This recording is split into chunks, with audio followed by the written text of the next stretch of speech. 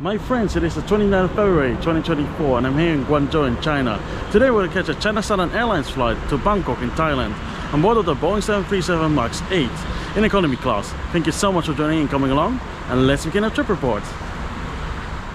When flying with China Southern Airlines, you're most likely to fly via Guangzhou, the capital of the Guangdong province in southern China. The airline also has a hub over at Beijing Daxing Airport, but the international network over there is quite limited. Connection time here at Guangzhou might not be ideal, and you have to spend a lot of time at the airport. The majority of Western passport holders can get a transit visa, enabling you to leave the airport and explore the city. Now you might not be so thrilled as with cities like Beijing or Shanghai, because for most of you, Guangzhou is a pretty unknown city, but from a tourist perspective, it has a lot to offer. Visit the Chen Clan Ancestral Hall, explore Xiamen Island, where Western merchants used to live in the 19th and early 20th century.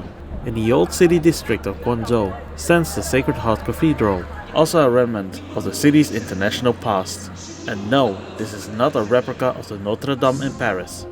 It was designed and supervised by the French and built by the Chinese in the 1800s. I spent a total of 3 days here and I absolutely loved it. It helps that I speak the local language, but I hope those who transfer at Guangzhou Airport would dare to venture out and explore this amazing city. I'm on a metro back to Bayan Airport, and we are taking a short-haul flight with China Southern to Bangkok in Thailand. The airport has two terminals, with a flight departing from Terminal 2. China Southern operates from this terminal for both domestic and international flights. The departure hall is grand, and check-in was pretty smooth. Thanks to my KLM Flying Blue Platinum status, I could use the business class check-in.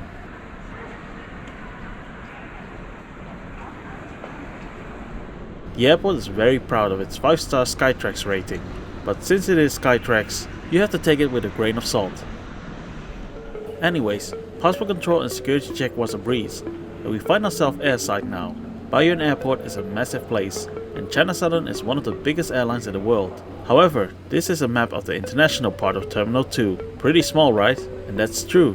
The domestic market in China is so much bigger, meaning this part of the airport is pretty compact. Food outlets are in abundance, but there aren't a lot of Western dining options, to no one's surprise. It's all Chinese orientated, of course. Not that I see that as a negative point. You are in China after all, and the menus all look very appetizing.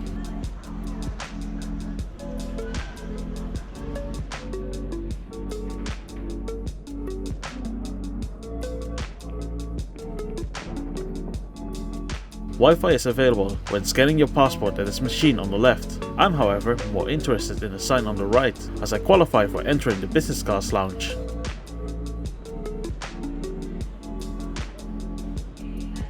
Once inside, the lounge feels very cozy and warm. Despite the small size, there are plenty of seats, and they even have a bar on the right side. In the middle part, you can buy panda plushies and enjoy tea sampling, if it's open.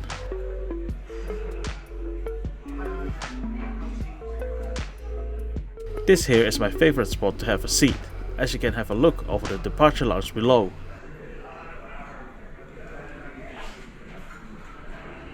Food-wise, they have a lot of delicious looking Cantonese food on offer. Oh, and sausages and beans. But I would strongly recommend you to just try the local option, and I promise you won't regret it.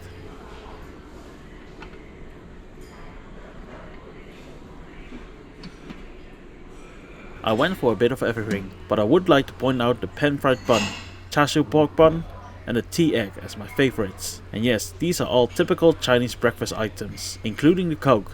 And yes, you may order a Coke for breakfast in restaurants here, and nobody bats an eye. After that delicious meal, I head for my gate, which is A147, at the far end of the 8 gates.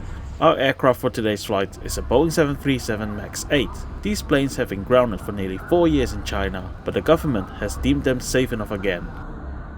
Boarding has already begun, but I could just skip the queue thanks to CZ priority.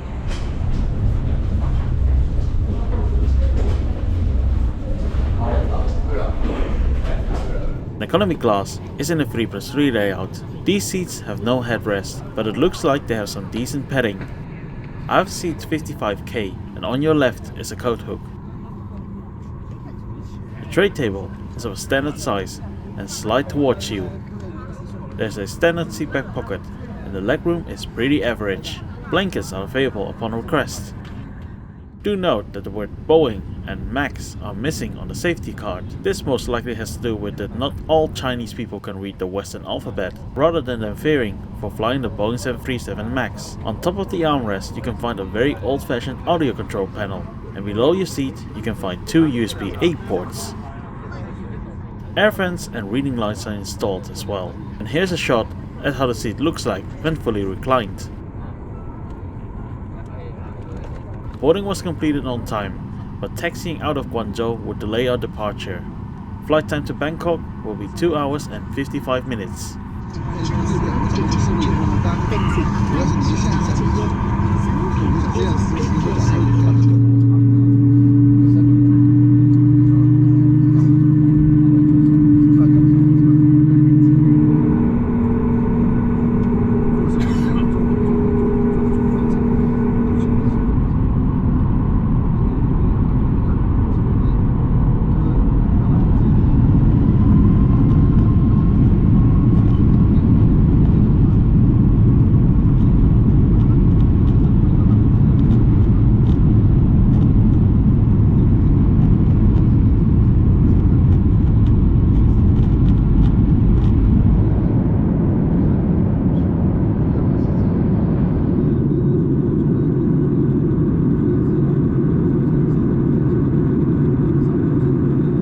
Once at cruising altitude, the cabin crew comes into action. They start with handing out wet wipes and doing a round of drinks, in which I went for a Coke. Then follows the main meal service, where we could choose between omelette with sausage or chicken noodles. I choose the stir-fried noodles, and it comes together with strawberry jam for the Danish roll. A milk drink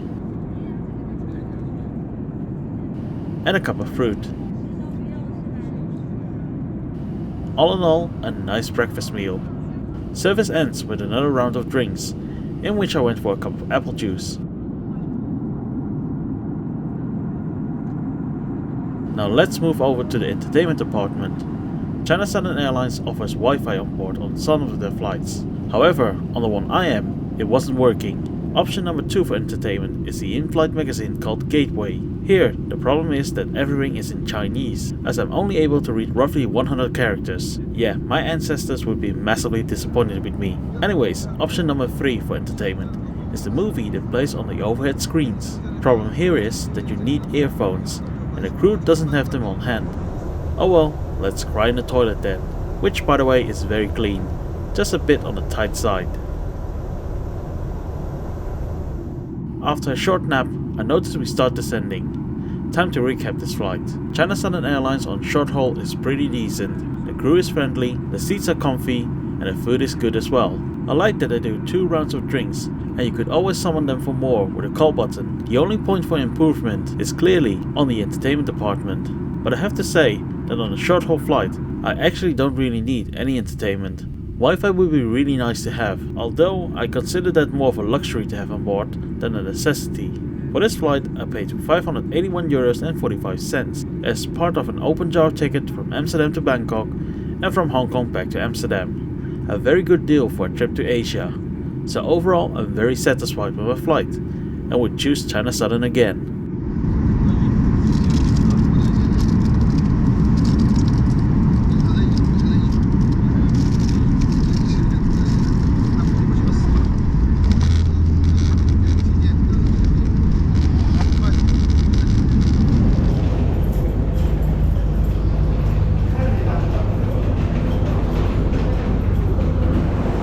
And that was China Southern Airlines from Guangzhou to Bangkok. Thank you so much for joining and coming along. Take care guys, and we'll see each other in the next video. Next station, Europa Station.